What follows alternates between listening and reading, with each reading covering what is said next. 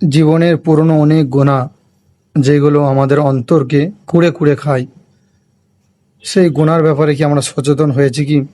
প্রিয় দিনী ভাইরা, যুবক ভাইরা, আপনি এবং আমরা আমাদের শৈশব থেকে শুরু করে এখন পর্যন্ত এমন অনেক গুনাহ করেছি যেগুলো আমাদের অন্তরকে কুঁড়ে কুঁড়ে খায়, এবং আমরা ভয় খাই যে কিয়ামতের ময়দানে আল্লাহ রাব্বুল আলামিন এই গুনাহটা যদি সবার সামনে প্রকাশ করে দেয়।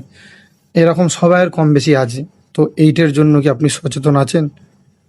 তার জন্য আজকে আপনাকে আমি বলতে চাইছি, সেটা হলো যে আপনি যখন একা থাকেন গভীর রাত্রে, তখন আল্লাহর কাছে উঠুন এবং আল্লাহর কাছে তওবা ইস্তেগফার করুন। আল্লাহর কাছে তওবা করুন, তওবাতুন নসুহা। আল্লাহ বলেছেন, ইয়া আইয়ুহাল্লাযিনা আমানু তুবু ইলাল্লাহি তওবাতুন নসুহা। হে আমার বান্দারা, তুমি আমার কাছে তওবা করো, ক্ষমা চাও এবং তওবাতুন নসুহা করো। এমন তওবা যে তওবা থেকে আমরা পুরো পরিপূর্ণভাবে ফিরে আসি। তো হ্যাঁ, তওবার একটা শর্ত হলো যে আপনি যেই গুনার কারণে তওবা করছেন, সেই গুনাহটা যখন আপনাকে আপনাকে স্মরণ আসে গুনাহটার কথা, তখন আপনার অন্তরে অনুশোচনা হওয়া দরকার। আর যদি আপনার সেই গুনার কথা মনে পড়ে যদি আরও খুশি হয়, মনে করুন একটা উদাহরণ দিই, মনে করুন আপনি ভুল করেছিলেন, একটা জায়গায় চুরি করেছিলেন, অনেক টাকা চুরি করেছিলেন। তো পরে ছেড়ে দিচ্ছেন চুরিটাকে, আপনি খারাপ ভাবেন। কিন্তু যখন আপনি বন্ধু বান্ধব তাদের সামনে বসেন, তখন বলেন যে উফ, খুব খুশি হয়ে বলেন, আমি যখন চুরি করেছিলাম আমাকে কেউ ধরতে পারবে, আমি এই ছিলাম ওই ছিলাম।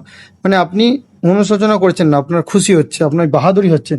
তো এইরকম যদি হয় তাহলে সে তওবা হবে না। তো অতএব তওবা করুন। জীবনে কখন কি আমাদের মৃত্যু চলে আসতে পারে কেউ বলতে পারবে না। আজ আমাদের থেকে ছোট ভাইয়েরা, আমাদের বয়সের ছোট কত ভাইয়েরা চলে যাচ্ছে। তাই আপনার জীবনের যেসব গুনাহ করেছেন আমরা সেগুলো আল্লাহর কাছে তওবা করি, তওবাতুন নসুহা পড়ি। আর আগামী দিনে যাতে আমাদের দ্বারা এইসব গুনাহ যাতে না হয় তার জন্য আমরা সচেতন হই। দেখুন, দুনিয়া খুব সীমিত। পরকালের পরকালের জন্য আমাদেরকে প্রত্যেক দিন, প্রত্যেক ঘন্টা, প্রত্যেক সেকেন্ড আমাদেরকে প্রস্তুত নিতে হবে। আপনি আজ ভাববেন কাল যদি আপনার মৃত্যু হয়ে যায়। তার জন্য প্রত্যেক সময় তওবা করুন আর আল্লাহর কাছে একটা জিকির করুন, এমন একটা জিকির যার মর্যাদা এত আকাশ এবং জমিনের মতো। হ্যাঁ, জিকিরটা জিভে খুব হালকা, কিন্তু মিজানের পাল্লায় কি আমাদের তখন হিসাব নিকাশ হবে, তার পাল্লায় অনেক ভারী। আর আল্লাহর কাছে এটা অনেক প্রিয়। সে জিকিরটা কি? সুবহানাল্লাহি ওয়া বিহামদিহি সুবহানাল্লাহিল আযীম।